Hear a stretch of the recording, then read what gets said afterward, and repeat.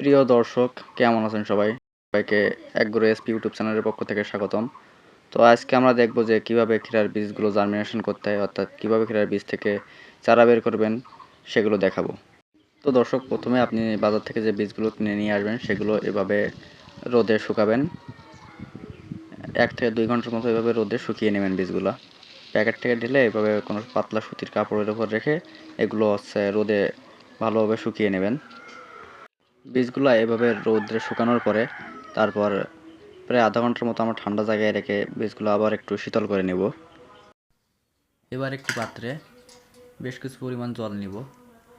তারপরে এই বীজগুলো সেই পাত্রের মধ্যে ঢেলে এভাবে রেখে প্রায় 12 ঘন্টার মতো ভিজাতে দেব।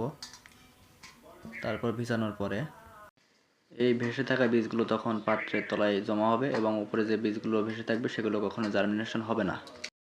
বীজগুলো 12 ঘন্টা ভিজানোর পরে এভাবে একটি সুতির কাপড় নিয়ে সেখানে বীজগুলো ঢেলে যখন জলগুলো শুকিয়ে যাবে তখন গামছাটা একটু ভেজা অবস্থায় রেখে এগুলো এই গামছা দিয়ে মুড়ে তারপর একটি পাত্রের মধ্যে রেখে দিব। এই যে এরকম একটা কৌটোর মধ্যে নিয়ে এই গামছাটা ভালোভাবে রাখবেন, রেখে এভাবে পাত্রের মুখ বন্ধ করে দেবেন। এমন পাত্রে রাখবেন যেন পাত্রটা এয়ার টাইট হয়, অর্থাৎ এর ভেতরে যেন বাতাস প্রবেশ করতে না পারে।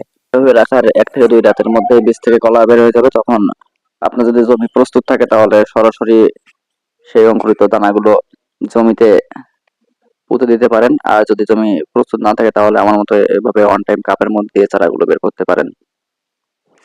এই যে ভিউয়ার্স দেখেন, আমি অন টাইম কাপের মধ্যে যে বীজগুলো দিয়েছিলাম এখান থেকে কিন্তু অধিকাংশ গ্লাসের মধ্যে চারা বেরিয়ে গিয়েছে।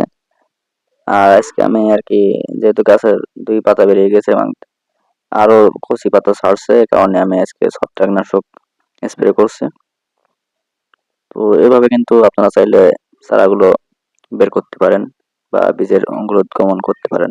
তো ভিউয়ার্স, ভিডিওটি আর বড় করব না, সবাইকে ধন্যবাদ জানিয়ে ভিডিওটি এখানে শেষ করছি। সবাই ভালো থাকবেন, ধন্যবাদ সবাইকে।